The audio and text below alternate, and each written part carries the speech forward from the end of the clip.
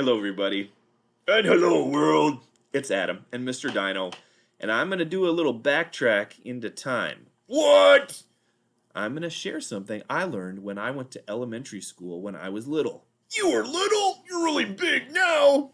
Well, I grew up.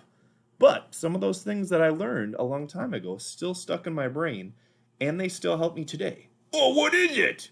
Well, one of the things is called the Pledge of Allegiance. What's that? Well, it's something you talked about for because we live in a country called the United States of America. Okay. And the pledge was something that talked about what you want to work towards for this country. Let me hear it. It goes like this. I pledge allegiance to the flag of the United States of America and to the republic for which it stands, one nation, under God, indivisible, with liberty and justice for all. What's Bibberty? Not Bibberty, liberty. What is it? Well, think of it like freedom. There is a freedom that happens and is supposed to happen for every person in this country. Okay. So that if you're in prison or not in prison, if you're driving down the road or if you're walking or going into a store, we're supposed to treat people with freedom so that you are treating them in a really kind way. What's justice?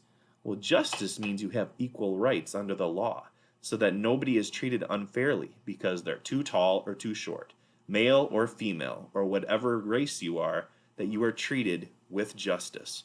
Okay. You learned all that when you were little? Yep. Are we there yet?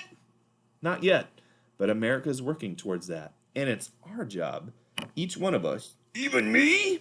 Yep, even you, to work towards that so that we treat people well and that they can have liberty and justice for everyone and for everywhere they go in this country.